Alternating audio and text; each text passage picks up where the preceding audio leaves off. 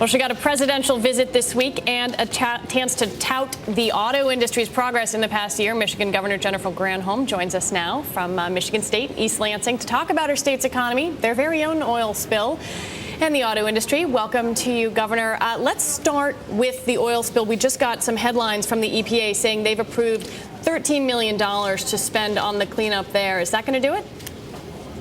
Well, we'll see. We know that the cleanup is going to take a long time. Clearly, the pipe has been shut off, so there's no more leakage, and it appears to be somewhat contained, although it's a river, so it moves, and we want to make sure it doesn't move further down the river, because further down the river ends up in Lake Michigan, and that would start a riot in Michigan, I can just tell you.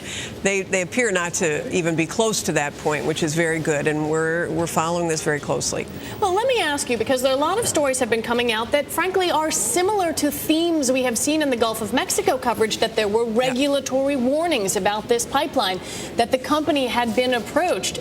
So what does that tell you about what needs to happen from a regulatory standpoint going forward?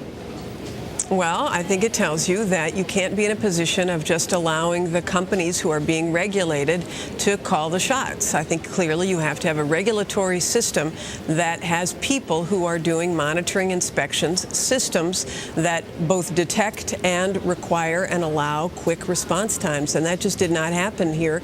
I think the NTSB, which will be announcing its timeline today on their investigation of this particular spill, will indicate that there were breakdowns in the system, and clearly this is sort of a canary in the coal mine, if you will, for the rest of the country, which has pipelines that are 40 years old, like this one is, that are invisible to the naked eye, but clearly have corrosion inside of them. We need a better system. Governor, I'm sure that, the oil spill is very serious, and I'm sure you don't want to let it get out of hand. You got to keep your eye on it, but possibly more important for the residents in Michigan, the unemployment rate, which approaches 14%, and the serious problem you've got in housing there, in the housing market. There was so much positive news out of the car industry last week. Can you declare that you've sort of reached the turnaround here, that you're on the comeback trail as far as that industry is concerned? Yeah, you can't declare victory, but certainly I think we have hit bottom and we are starting to emerge. Our unemployment rate is 13.2. It was 14.5, so clearly the trend is in the right direction, but this is not going to be a quick climb. This is going to be a long slog. I can tell you that on Friday, as the president stood there in factories that a year ago we didn't know whether they would be existing at all, and today we see from last year to this year 55,000 people hired in the auto industry. When that hadn't happened, you hadn't seen a net job gain in the auto industry since the year 2000. That is very good news, but it's certainly not the end of the road. There's a lot of work to do, and I think, frankly, there's a lot of work to do in clean energy, and that's particularly with the auto industry. Let me just say one other quick thing, and I know that all of your viewers care about this issue of the deficit and whether you're going to solve the deficit or whether you should be investing to create jobs. I can tell you in Michigan, we're sort of the poster child for what happens if you make smart, strategic investments with the private sector to create industry.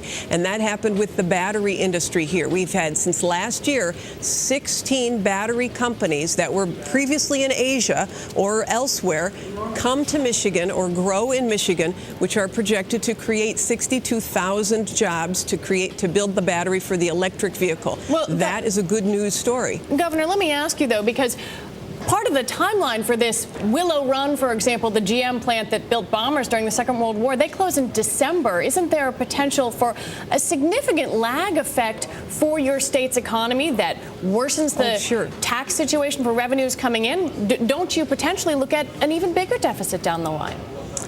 Well, we certainly have a problem this year, and with property taxes, because they do lag next year as well. And we're waiting to see today, frankly, what the Senate does with respect to extending emergency help for Medicaid and for making sure that we don't lay off teachers. But I can tell you this, that if the federal government can partner with states and with private sector industries to build a manufacturing infrastructure that's not labor intensive but is skill intensive, And for skills, you need teachers, you need educated people, but you also need the investment in the research and development that will allow you to get to that breakthrough technology. We've got all of this capacity in Michigan. Tremendous sites, factories like Willow Run, as you described, huge infrastructure, access to markets. But we need to make sure we have the industry and the signals sent from the federal government that are going to support industry investment in this country. And that's why some of that manufacturing tax credit is really important. Yeah, let me ask you about federal aid here. I mean, you have concerns about bond defaults there. I'm sure you're not in a situation where you raise taxes,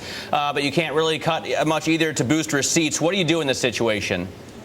Well, I can just tell you that Michigan, you know, since I've been governor, I've cut more out of state government than any governor in Michigan history, and Michigan has cut more as a percentage than any state in the nation. We never really emerged from the recession in 2003 because we've been 7 times more dependent on the auto industry than other states, and the auto industry has been in crisis this entire decade. So for us, this process of cutting has resulted in us having among the highest unemployment rates in the nation, and certainly for the past few years, Thanks very much, Gov.